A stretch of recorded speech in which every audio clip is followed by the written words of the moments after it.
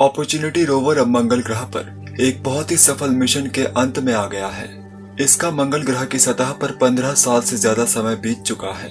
किसी अन्य ग्रह पर लंबे समय तक रहने का मतलब है कि इसने बहुत सारी आकर्षक खोज की है और इसके पास अपने साहसिक कार्य के बारे में बताने के लिए बहुत कुछ है। पिछले एपिसोड में अपॉर्चुनिटी ने विभिन्न क्रेटरों का दौरा किया था, जहां रोवर ने मंगल ग्रह के अतीत को देखने के लिए चट्टानों में ड्रिलिंग की। यह रेत के टीलों में भी फंस गया था, लेकिन पृथ्वी पर मिशन कंट्रोलर्स की सरलता और धैर्य की बदौलत इसने खुद को बाहर निकाल लिया। अपॉर्चुनिटी ने कुछ मैकेनिकल प्रॉब्लम्स का भी अनुभव किया, जिसका अर्थ है कि इसकी भुजा को अब और उपयोग में नहीं लाया जा सकता है। लेकिन इन सभी बाधाओं और सफलताओं के साथ यह श्रृंखला अभी तक अपने मिशन के आधे तक भी नहीं पहुंची है। आज इस वीडियो में हम अपॉर्चुनिटी रोवर की विक्टोरिया क्रेटर से आगे की जर्नी देखेंगे और जानेंगे कि रोवर ने अपनी जर्नी में मंगल ग्रह की सतह पर क्या देखा और क्या खोजा। पिछली बार हम अपॉर्चुनिटी रोवर के मंगल ग्रह पर मिशन के 1700वें दिन तक पहुंचे थे, जो पृथ्वी के लगभग 4.5 वर्षों के बराबर है। अपॉर्चुनिटी रोवर ने विक्टोरिया क्रेटर पर खोज समाप्त कर दी है।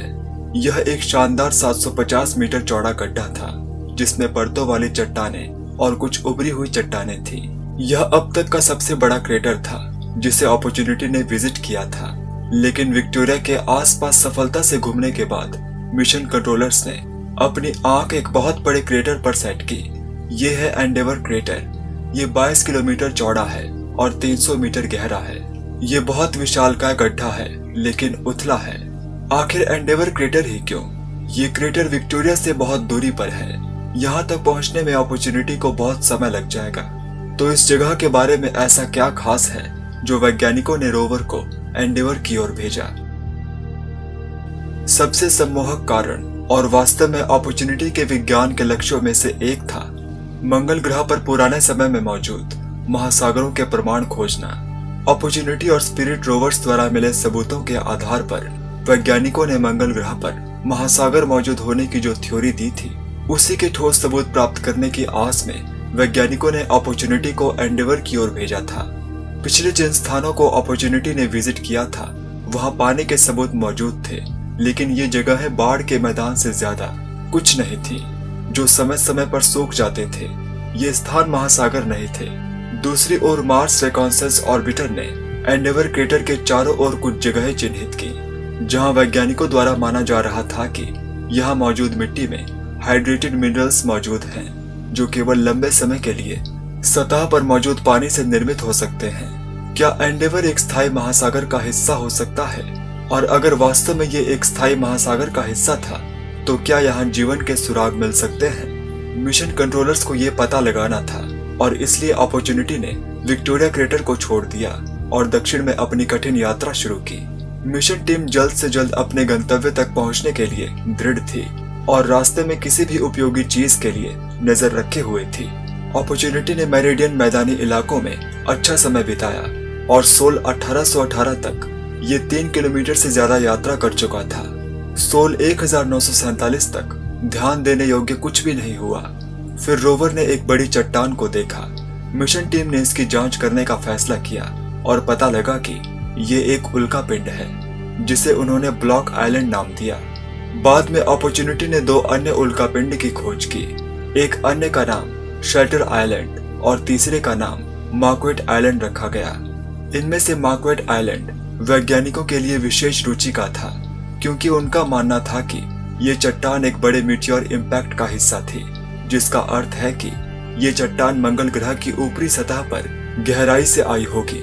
इस बारे में साइंटिस्ट बता सकते हैं, क्योंकि चट्टान के अंदर के दाने एक बेसॉल्ट रचना के साथ मोटे थे। ये बेसॉल्ट रचना ये रफनेस बताती है कि ये पिघली हुई चट्टान धीरे धीरे ठंडी हुई होगी, जिससे क्रिस्टल्स को बढ़ने का समय मिल गया। अगर ये क्रेटर में ही पड़ा रहता, तो इसके भीतर के क्रिस्टल्स बहुत छोटे होते, क्योंकि ये बहुत जल्दी ठंडा हो जाता। अपॉर्चुनिटी मंगल ग्रह पर अकेला नहीं था।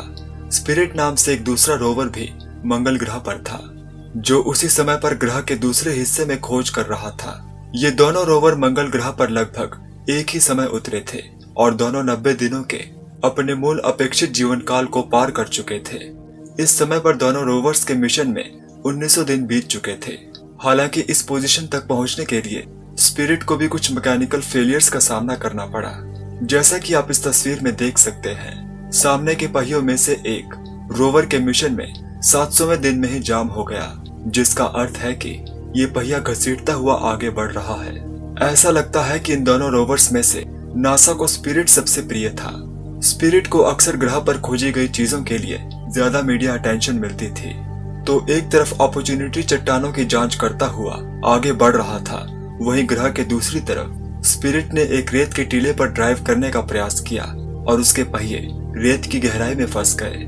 स्पिरिट को ऑपरेट करने वाले वैज्ञानिकों ने रोवर की पृथ्वी आधारित नकल पर सिमुलेशन और परीक्षण के माध्यम से इसे बाहर निकालने के प्रयास की लंबी प्रक्रिया शुरू की। इस बीच अपॉर्चुनिटी एंडेवर के लिए अपनी लंबी यात्रा में आगे बढ़ रहा था। सोल 2138 तक अपॉर्चुनिटी अंततः अपने लैंडमार्क तक पहुंच गया, कॉन्सेप्सियन क्रेटर। ये केवल 10 मीटर चौड़ा है और उजागर चट्टानों और मलबे से स्पष्ट होता है कि ये अब तक का सबसे कम उम्र का गड्ढा है जो रोवर द्वारा विजिट किया गया है। अपॉर्चुनिटी द्वारा अतीत में जांच की गई उभरी हुई चट्टानों की तुलना में यहाँ कुछ भी विशेष रूप से नया नहीं पाया गया। यहाँ केवल सल्फेट से भरपूर बलुआ पत्थर थे, जिसमें पेपरकॉर्न आकार के गोले थे जिन्हें ब्लूबेरीज के रूप में जाना गया। वहीं दूसरी ओर स्पिरिट को रेत के टिब्बे में फंसे हुए 8 महीने हो गए थे। पहिए को ढकने वाली रेत विशेष रूप से ठीक थी। रेत में फंसने की वजह थी जाम हुआ पहिया। इस रिकवरी की प्रक्रिया के दौरान स्पिरिट का एक और पहिया जाम हो गया, जिसका अर्थ है कि अब 6 में से केवल 4 पहिए काम कर रहे थे। स्पिरिट का सामना मंगल ग्रह की सर्दी से हुआ और अब इसकी बैटरी को चार्ज करने के लिए धूप कम हो रही थी। अंततः रोवर पर एक लो पावर फॉल्ट हुआ और इसकी बैटरी सिस्टम से डिस्कनेक्ट हो गई। स्पिरिट शांत हो गया। मिशन कंट्रोलर्स ने रोवर के साथ संपर्क प्राप्त करने के लिए महीनों बाद प्रयास किया, लेकिन संपर्क नहीं हो पाया और अंततः नासा ने स्पिरिट के मिशन को समाप्त कर दिया। अब पहली बार अपॉर्चुनिटी रोवर मंगल ग्रह पर अकेला था। इन किलोमीटर्स तक फैली उभरी हुई चट्टानों और रेत के टीलों से गुजरता हुआ अपॉर्चुनिटी आगे बढ़ रहा था। वहीं पृथ्वी पर मौजूद वैज्ञानिक जो स्पिरिट के साथ हुआ दोहराना नहीं चाहते थे। मिशन कंट्रोलर्स ने अपॉर्चुनिटी का रूट बदलने का निर्णय लिया, एक लंबा रूट लेकिन उम्मीद से कम कठिन। ये रूट रोवर को संता मारिया नाम के क्रेटर से ले जाएगा। सोल 2244 तक अपॉर्चुनिटी ने मंगल ग्रह पर सबसे लंबे समय तक चलने वाले मिशन का एक नया रिकॉर्ड बनाया और वाइकिंग मिशन की अवधि को भी पीछे छोड़ दिया। यहाँ से अपॉर्चुनिटी को अपने लैंडमार्क्स दिखाई देना शुरू हो गए, केप ट्रिबुलेशन, केप बायरन और केप ड्रोमेटरी।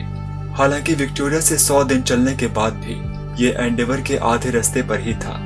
ऐसा इसलिए क्योंकि रोवर की टॉप स्पीड 5 सेंटीमीटर प्रति सेकंड थी और अक्सर रोवर को संभावित रूप से समस्याग्रस्त रेत के टीलों को देखने के लिए बार बार रुकना भी पड़ता था, जिससे गति आधी भी हो जाती थी। आप देख सकते हैं कि इस समय रोवर के ट्रैक्स रोवर से आगे हैं। इसका कारण ये भी है कि अपॉर्चुनिटी के पीछे एक नेविगेशनल कैमरा है जो इसे आगे की ओर ड्राइव करने या रिवर्स बैक आने में मदद करता है। हालांकि अभी एक दूसरा कारण भी था, अपॉर्चुनिटी की एक्सटेंडेड भुजा की रक्षा करना। जैसा कि मैंने पिछले एपिसोड में भी कहा था, रोवर की भुजा इस स्थिति में फंस गई थी। सोल 2449 अपॉर्चुनिटी अंततः संता मारिया क्रेटर तक पहुंच गया। यह गड्ढा 90 मीटर चौड़ा था और मिशन कंट्रोलर्स के लिए महत्वपूर्ण था, क्योंकि हाइड्रेटेड सिलिकेट खनिजों के यहाँ पहले से ही सबूत मौजूद थे। जैसा कि मैंने पहले भी मेंशन किया है, हाइड्रेटेड खनिज केवल लंबे समय के दौरान पानी में बनते हैं, इसलिए यह एक महत्वपूर्ण सबूत था जिसकी खोज वैज्ञानिक एंडेवर क्रेटर में करना चाहते थे, जो अभी भी 2 साल की यात्रा से दूर था। एंडेवर क्रेटर की ओर इस लंबी यात्रा के दौरान अपॉर्चुनिटी ने मंगल ग्रह के सबसे बड़े चंद्रमा फोबोस का ट्रांजिट देखा। इस एक ही एपिसोड में पृथ्वी के 2 साल बीत चुके हैं। अपॉर्चुनिटी 90 दिनों के अपने अपेक्षित मिशन जीवन काल से बहुत आगे आ चुका था और यहाँ तक कि ये अपने साथी रोवर स्पिरिट से भी ज्यादा लंबे समय तक जीवित रहा। रोवर और मिशन कंट्रोलर्स संता मारिया क्रेटर पर रुके और करीब 3 महीने चट्टानों की जांच करने और मंगल के इतिहास के रहस्यों को अनलॉक करने में बिताए। इसके बाद अपॉर्चुनिटी स्पिरिट पॉइंट की ओर आगे बढ़ा। ये एंडेवर के रिम के आसपास एक पॉइंट है ग्रह के दूसरी तरफ मिशन के लॉस का एक प्रेरणादायक स्मारक। इससे आगे की जर्नी हम नेक्स्ट एपिसोड में कवर करेंगे। इस जर्नी के बारे में अपने विचार जरूर दीजिएगा।